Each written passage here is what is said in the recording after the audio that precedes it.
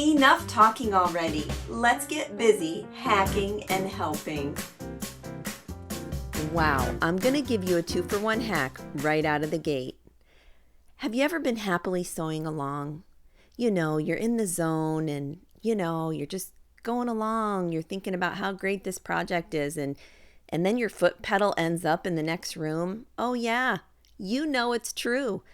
Grab some of that grippy shelf paper, lay it down, lay your foot pedal on it, and let me tell you, it will not budge. And you see, I'm really trying here. It's going nowhere. Second part of this hack, it will definitely blow your mind. Here I'm showing you an exaggerated motion of how we typically sew with our foot on our foot pedal, back and forth, pushing that toe motion down most of the time. It's sort of pushing uphill with your toes. It's sort of uncomfortable. What you're going to do is turn your foot pedal backwards. And now watch this. It's much easier to drop that heel and lift it back up rather than to push toes upward up a hill. All you have to do is find your sweet spot. And what I mean by that is where you're going to place your heel on your sewing pedal, how far up or down in order to get your motion right. Does that blow your mind? Let me know down in the comments. This hack I'm going to show you, I made myself. I had these plastic straws in my drawer in my kitchen, and I had a ton of them, and I don't really use them because they're really hard to clean. And I needed a turning tool one day in my sewing room, so I thought, well, I could drill a hole in one side and add a safety pin to it, and that's what I did. And I would pin the ribbon to whatever I was trying to feed through something. Or in this case, this twine that I used, I actually tied it to the pin and then pulled it through. It actually feeds through tubing better than any other tool I've ever used. And who knew it was in my kitchen drawer? Even if you're not sure if you have one or not, go look. I bet you do. This tool right here was one of the best things I could have ever stumbled across. It's so hard to turn these screws on my sewing machine. One day I had to go through my husband's toolbox. I was looking for something, and lo and behold, I came across this little handy tool right here. Well, I snatched it up immediately and I inspected and I thought, what is this? It turns both ways, unscrews and screws, and it has all these different bits. I thought, let me try it. Oh my word, the first time I tried it on my sewing machine, I thought, oh, this is a keeper. There's sort of two ways it turns. You can hold that black knob and move that long black metal piece back and forth like I'm doing, or you can actually turn the black knob itself.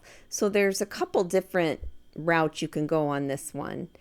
And you see there, it brings it up real nice, and then I can grab it. And when I want to change direction, I just pop that little peg to the other side and then it screws things on. It was really funny because I had no clue what this tool was even called. In one of my other videos, one of the viewers had mentioned, what is that tool and where can I get one? And I thought, yeah, where can you get one and what is it called? So I looked it up and it's a right angle screwdriver. I mean, who knew?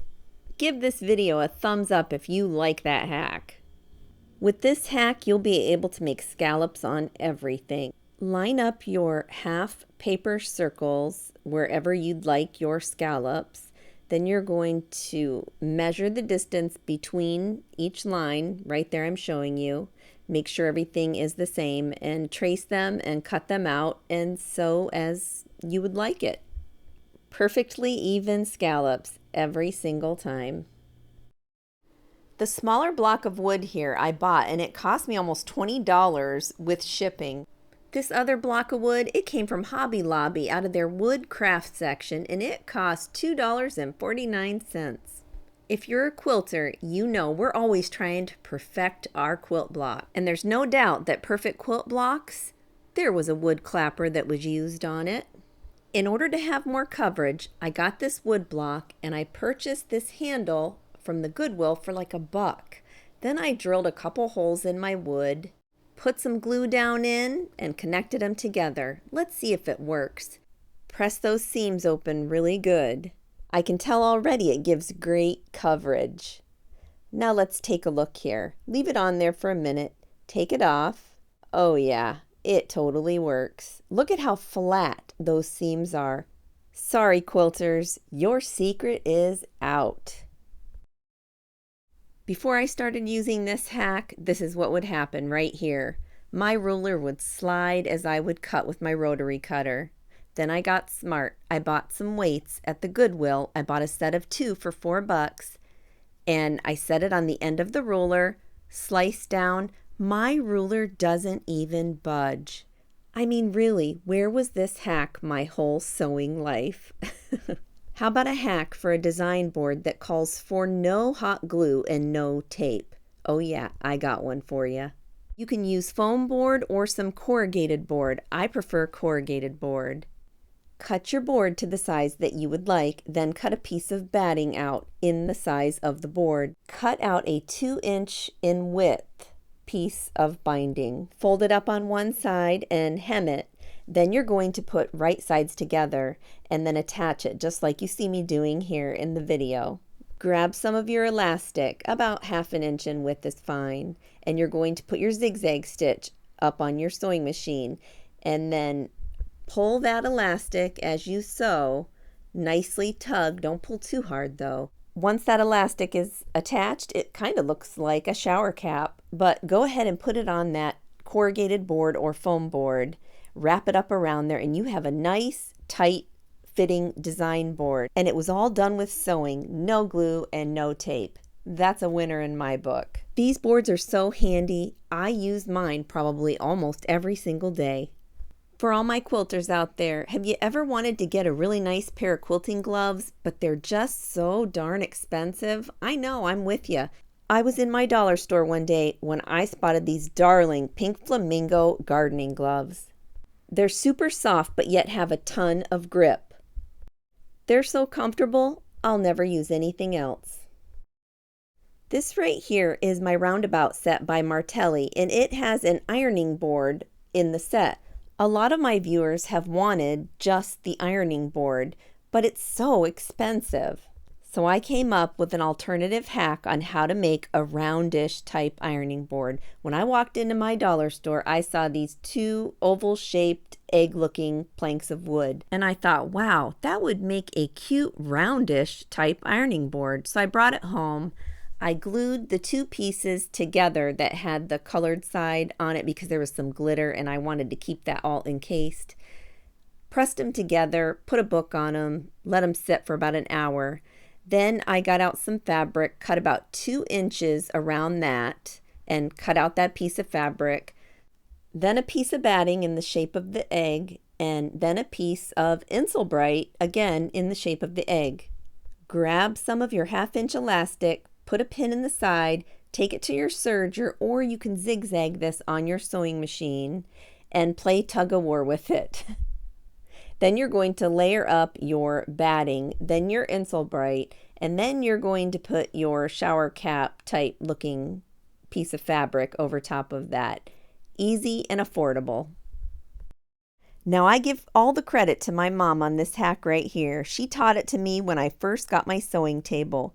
Take a small piece of your pool noodle and slice it right down the side and then slide it right onto your table. It will save your wall.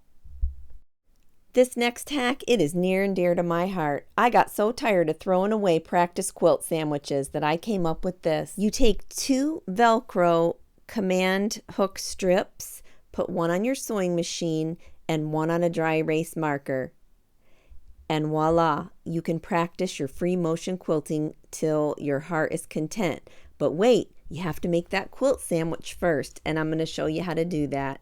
You take some vinyl fuse, just what you see what I've got there, and you take a regular piece of fabric and 1 piece of batting. You're going to take the vinyl fuse off, place it on top of the piece of fabric. Iron it on just like the directions say to do. And then you're going to take that piece once it's laminated and put that on top of the batting. Here I put a little glue just to help me keep it on there good. And you are ready to go and practice till your heart's content on free motion quilting. I came up with this hack because I have arthritis in my hands and it was so hard for me to pick these rulers up off of my sewing table. Now I have to tell you, the Dollar Tree sells the best, largest clear hook that I can find. It's even better than 3M's. So I buy that large clear hook from Dollar Tree, but yet I buy the actual Command Strip 3M clear strips from the name brand 3M. Because those work excellent. Now the generic ones that come with the hooks that you get at Dollar Tree, those sticky things do not work. Don't use those, trust me. But hands down, this is the best sewing hack ever. I know, it's hard to get those seams open with just your fingers, but when you use these plastic medical forceps, it's a game changer. It will save your fingers, trust me. And guess what? You probably have one in your cabinet right now. Yes, I got it right out of my first aid kit. And when I'm at the sewing machine, it's like I have needle nose fingers. I kid you not. These are a definite must-have. Absolutely, no doubt about it. If you're anything like me, you have about 20 pairs of these tiny scissors and you can't find not one of them anywhere. My strategic hack will definitely help you.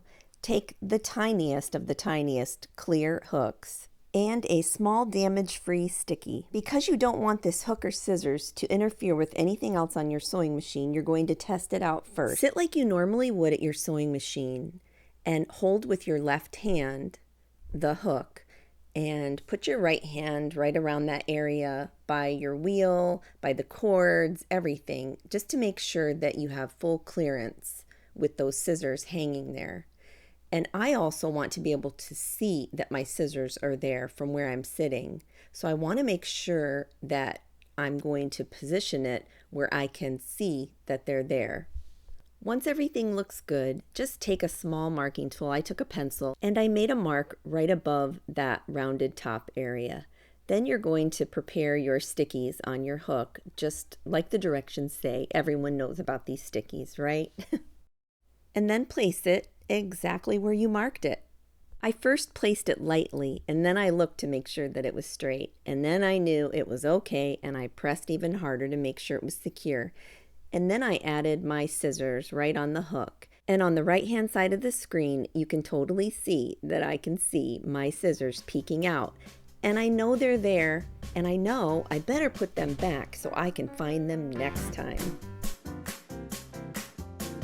At the time of this taping, I have over 125 sewing and quilting videos and tutorials on my channel.